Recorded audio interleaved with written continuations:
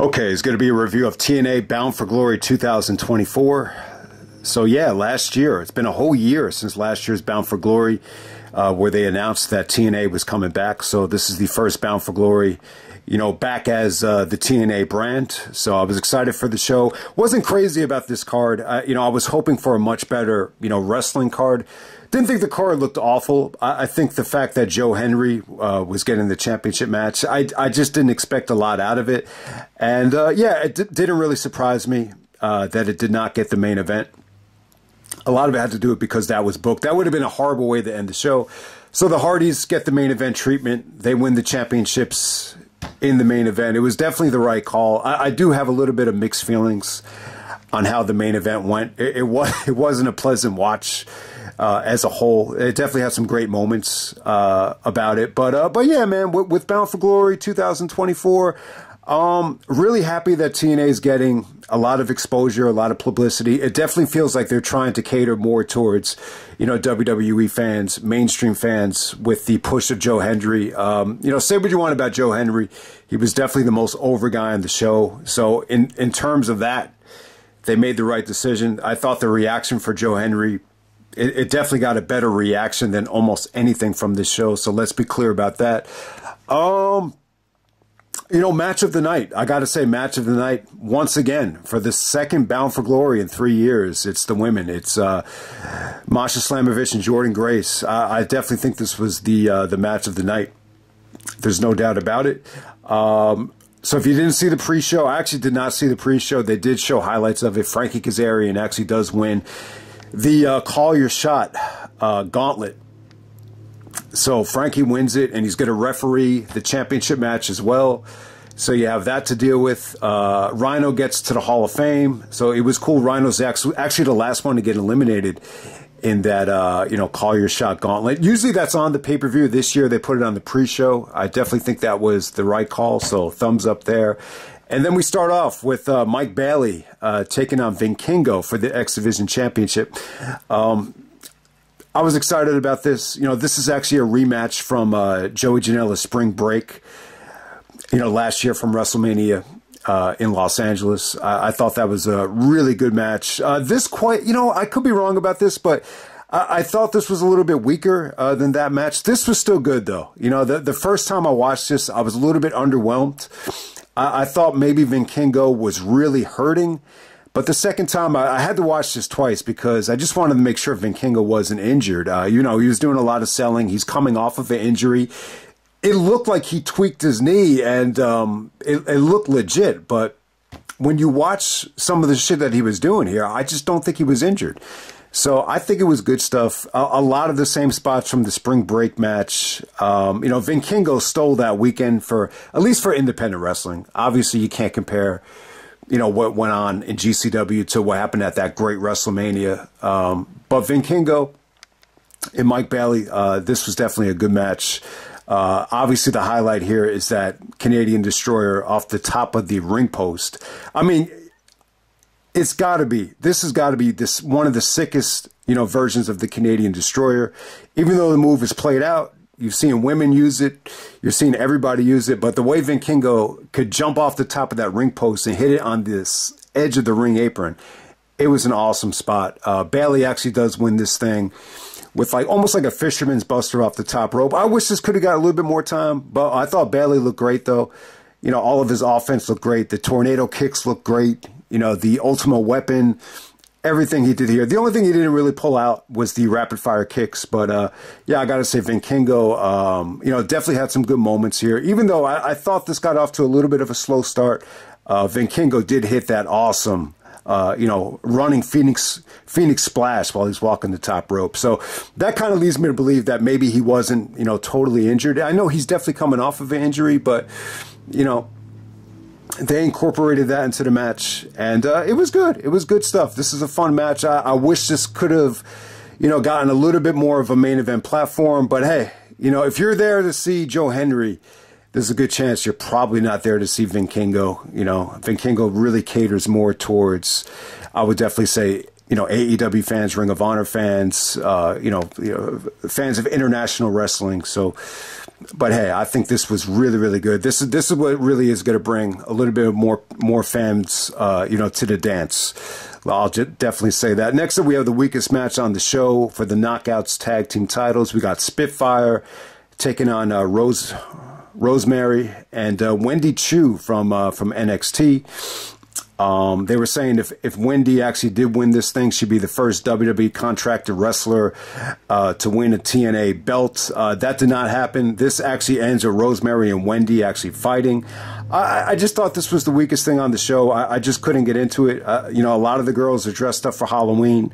You know, once again, this definitely felt like, you know, the same kind of quality that we've been seeing at Bound for Glory with the, you know, the women's tag division, you know, for years. Okay, next up we have Josh Alexander taking on Steve Maclin. Hell of a matchup right here. This was one of the matches I was looking forward to. This kind of breaks Josh's streak of main eventing Bound for Glories. He did it 21, 22, 23. Yeah, so, yeah, I think Sting still has him beat with the consecutive Bound for Glory main events. But hey, man, Josh turned heel at Slammiversary as his own stable.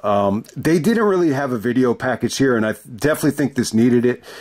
I think, you know, Steve Maclin could have definitely used a little bit of, you know, storyline here to really show, you know, why these guys are facing each other, especially when you have Josh turning heel and having that whole stable backing him up. But, you know, they didn't show anything here in terms of, you know, any sort of video package. But this is the one match that I think needed it. But, yeah, Josh and Steve right here, thought it was a really good match. I give this a thumbs up. Josh got a lot of heat out there. They were, you know, his nickname is the Walking Weapon. So they were actually chanting Walking Wiener.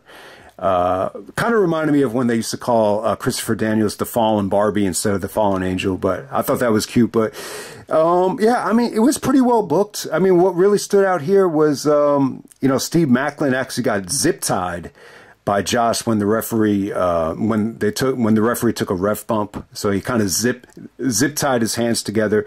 So Steve had to really use his body as a weapon. Shades of Darby Allin. You know, I can't remember the exact match, but we've seen Darby, you know, wrestle like this where he has to use his body as a weapon, where he got handcuffed. So yeah, but even before they get to that, you saw a lot of Kurt Angle tributes, a lot of German suplexes between both guys, especially Steve Maclin. He actually got a standing ovation, followed up with a version of the Angle Slam.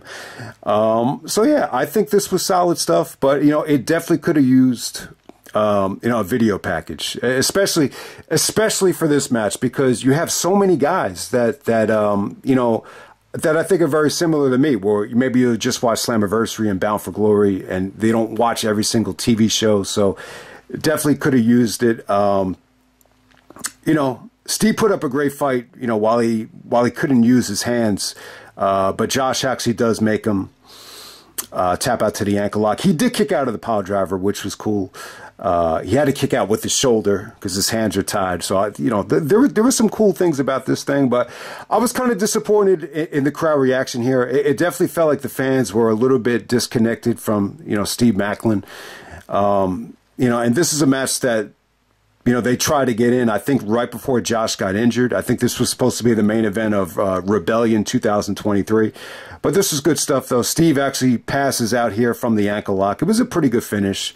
Kind of makes you believe that Josh is going to be back in the championship picture, you know, pretty soon. Next up, we have PCO defending the TNA Digital Media Championship and the International Championship against Matt Cardona. All right, this was pretty cool, man. This brought back some nostalgia for me because of the way Matt Cardona was dressed.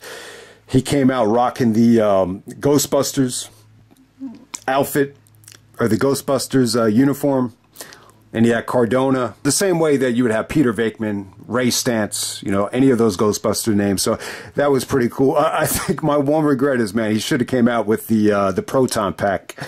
And it just brought back some weird memories, man. I remember when I was a kid, I was crazy about that Proton Pack, and it used to shoot out that foam. And it, like, back then, like, things were so hard to find. You couldn't just order it from Amazon.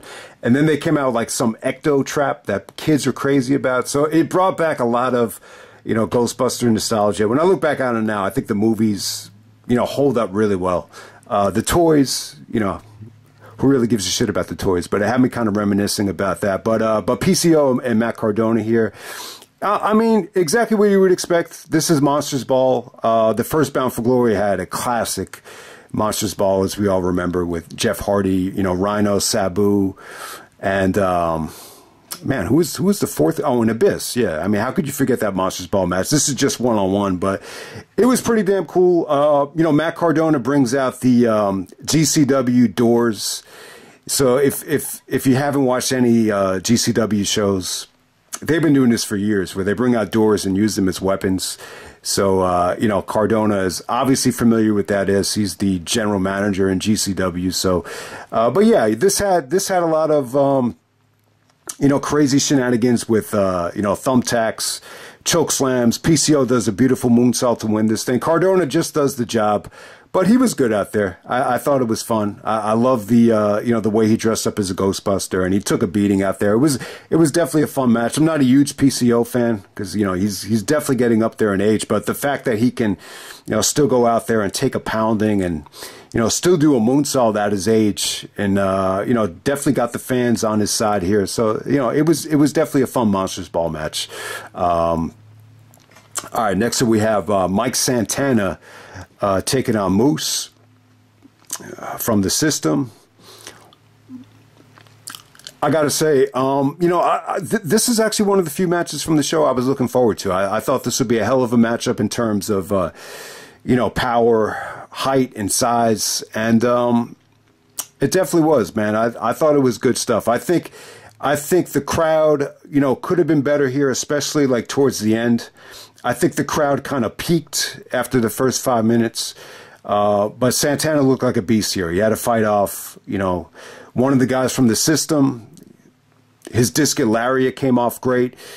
You know, Moose was able to spear him, and Santana kicked out of that. The fans were shocked by the first kick out of the spear from Moose, so that definitely came off great. But Moose looked good out there, man. I mean, he's definitely gotten better in terms of agility, in terms of just, you know, being able to, you know, just land on his feet after like doing stuff off the top rope. So this was good stuff, man. Santana, really just being rewarded for, you know, all the hard work he's been doing. He had a great performance at Slammiversary. You know, he's been wrestling on some of the local indies in, you know, New York City. He was on that big show that Swerve was on, and follows it up with a big win, you know, over Moose. I think he took down everybody from the System, now including Moose. So big win for Santana. I'm not going to say that this was match of the night, but it was just another solid match. It was a hell of a matchup. And yeah, Santana is definitely, I think he's helped TNA out. I think this was a loss for AEW, but you know, TNA really cashed in by you know, almost having this redemption journey from Santana. So I'll definitely give it a thumbs up. Good stuff there. Next up, we have the match of the night. We got Jordynne Grace taking on Masha Slamovich for the TNA Knockouts title. Okay, so definitely the match of the night. I thought this is great stuff. I think Jordynne Grace and Masha Slamovich, this combination is one of the best combinations that there is in women's wrestling right now. You know, the match that they had at Bound for Glory 2 years ago was better. That's got to be... It's got to be up there with one of the best women's matches, you know, we've seen all decade. I think the only other one that I think could compare to this were some of the ones we saw at WrestleMania 39. Obviously, you know, Charlotte and Rhea Ripley is definitely close. You know, Bianca has been in some great stuff. You know, even going back to when Mercedes was Sasha Banks. So you saw some great stuff with the WWE over the years, but this is definitely up there. Especially that Bound for Glory 2022 match. So yeah, I'm going to say that it's not quite as good as the match from 2 years ago. I think 2 years ago, for whatever the reason, it felt a little bit more grueling, stiff, and I just felt like they emptied the tank there. This felt a little bit more shorter, but still the match of the night, though. I got to say, still the match of the night. I think Masha improved her look here. I thought she got in even better shape. I thought she looked hot. I think both girls looked in great shape. I mean, that's the bottom line. They just have a lot of muscle mass. They're both physical. They're strong. You saw just some devastating feats of strength. Masha kicking out of the Grace Driver. There was some awesome stuff off the top rope from Masha to win this thing. There was some Jerry Lynn inspired offense from Jordynne Grace. So lots of good stuff here. I do think, you know, for as big as this crowd was, I just felt like their Bound for Glory 2022 match, I just felt like it over-delivered compared to this. I just felt like they fed off the crowd a little bit more in that match. But yeah, man, this is still the match of the night. Great stuff. I would definitely say 2 years ago, I gave that 4.5. I would definitely say this is more of a borderline 4-star match, almost like a soft 4 stars compared to it. But compared to everything else, I would say this is the match of the night. I felt like they made the most of the amount of time that they got. They only got 12 minutes out there, 12, 13 minutes, but they still packed in a shitload of action. So Masha delivers. It's almost like a passing of the torch from Jordynne Grace to Masha. I think this is the first time they wrestled, at least in TNA, since that Bound for Glory match. Obviously, they had another match in PWG. That wasn't quite as good. But yeah, I would definitely say this might have been just a little bit better than that PWG match. Next up, we have Nick Nemmeth taking on Joe Hendry. This is for the TNA title. Frankie Kazarian is actually the special guest referee. All right, so with Joe Hendry here, he comes out almost dressed like Jason with the mask and the chainsaw. They actually said it was a tribute to Eminem because they're in Detroit. I could totally see how that could go over a lot of people's heads.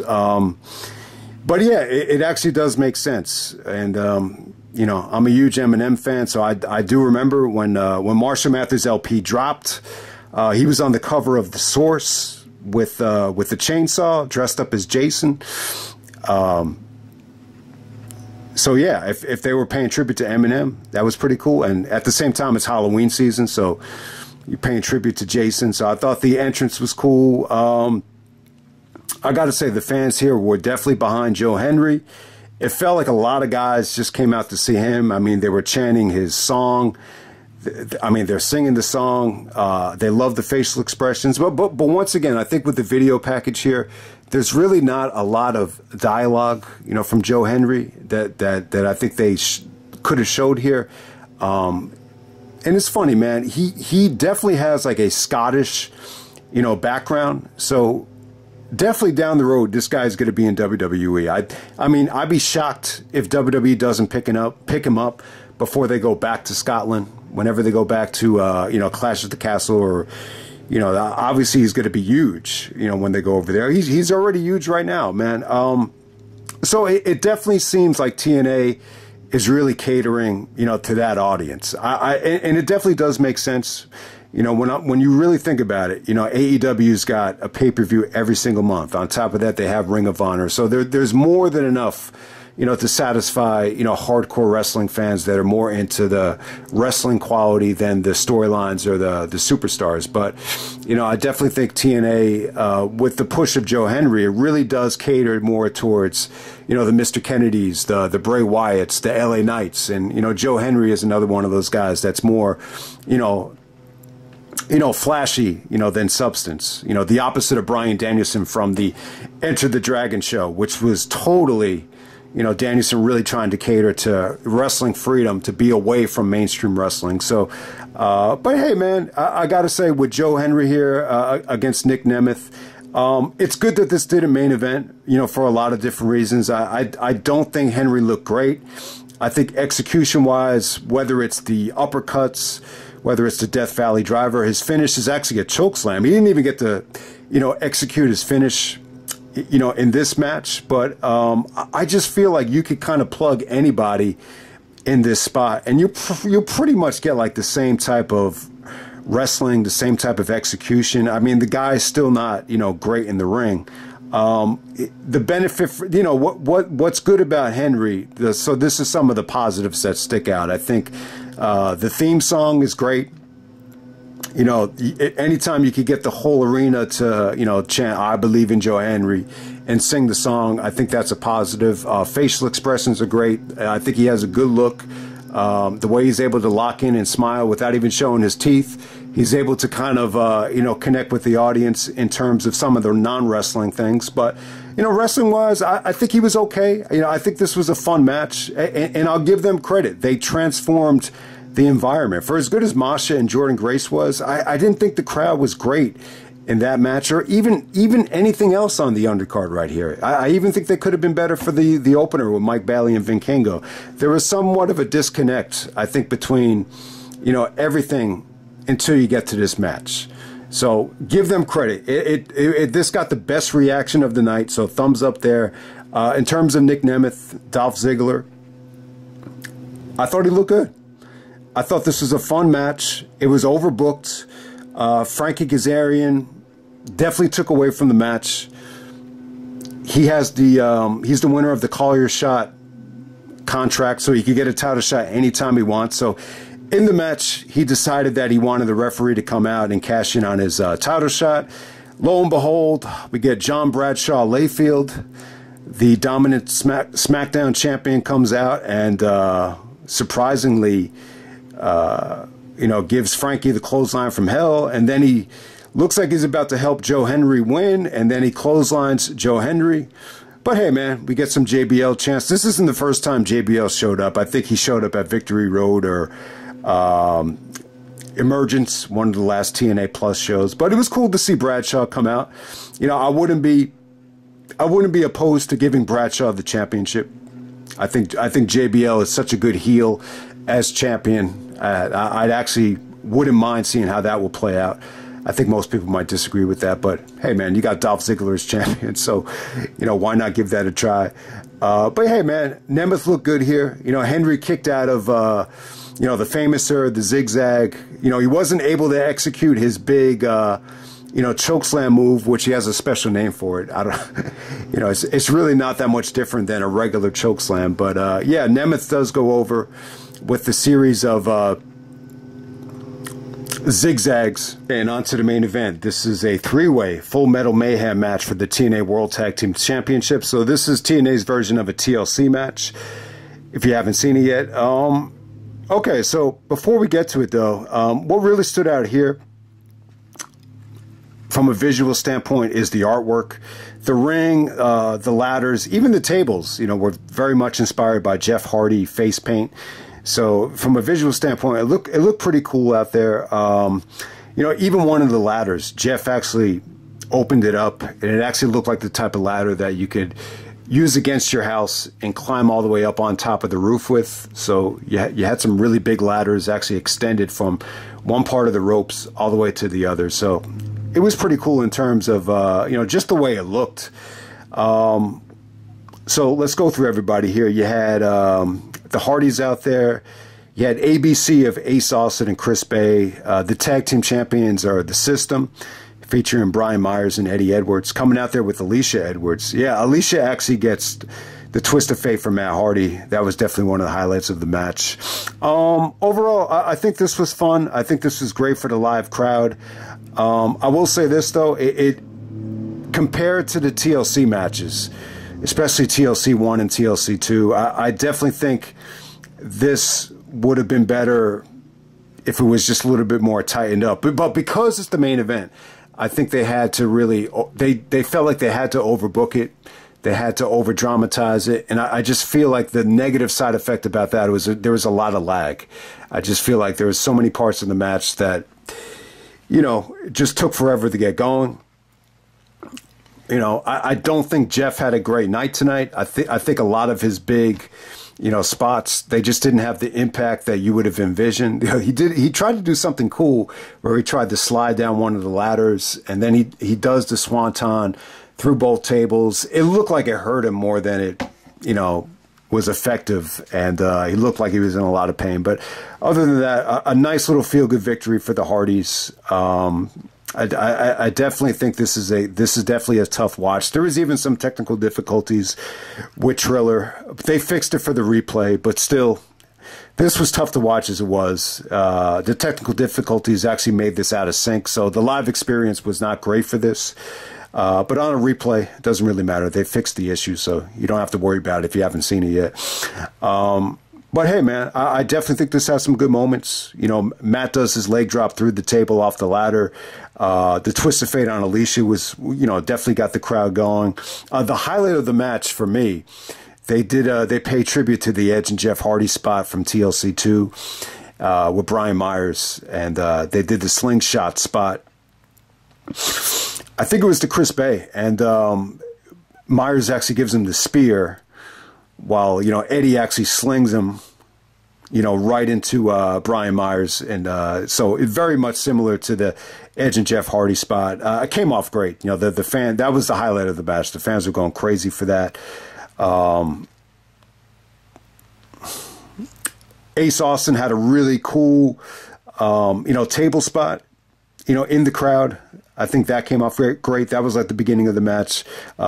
Chris Bay had a really cool looking ace crusher off the top of the ladder. So they definitely had some cool spots. I was happy that, you know, these guys got the main event. I really was. I think this is great exposure for everybody.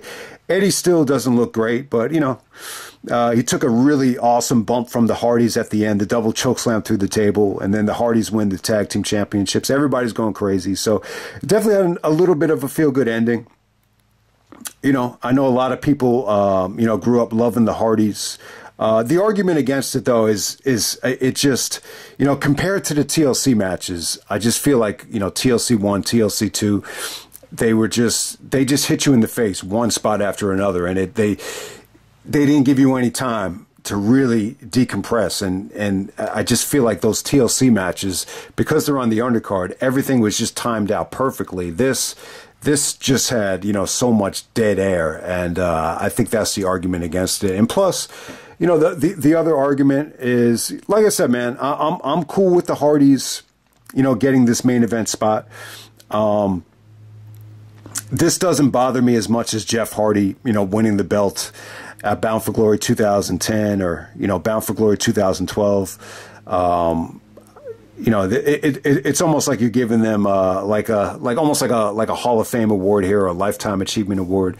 It definitely ends the show more on a positive note, and, you know, it's just a great way to sell tickets and, you know, draw more fans in. So I'm definitely cool with it. But hey, man, the other argument is, you could definitely argue that they've really overused Jeff Hardy, this company as a whole, for the last 20 years. I mean, they had the ladder match with you know, Jeff versus Jeff Jarrett and Jeff Hardy at Victory Road. So we're 20 years almost, you know, since that show, since the first TNA 3-hour pay-per-view.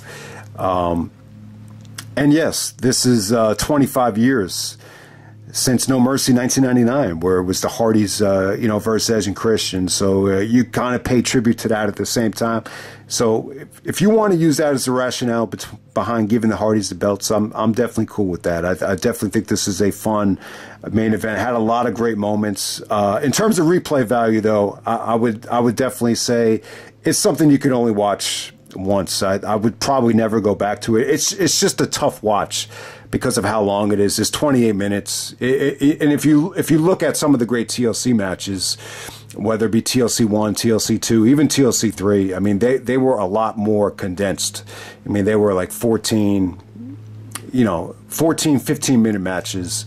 And this was almost twice as long. So that's my argument against it. But hey, definitely the better option to end the show this way. If they ended the show with, you know, Nick Nemmeth retaining over Joe Hendry because of JBL and Frankie, you know, interfering, that would have been a tough way to end the show. But hey, man, you know, for as much as you like what Joe Hendry did here in terms of connection with the audience, the negative side effect is you just can't, you know, trust that to be the main event. You know, it's as simple as that. I mean, if you're going to put a guy in that spot and you don't believe he can deliver, and you don't even put him in the main event.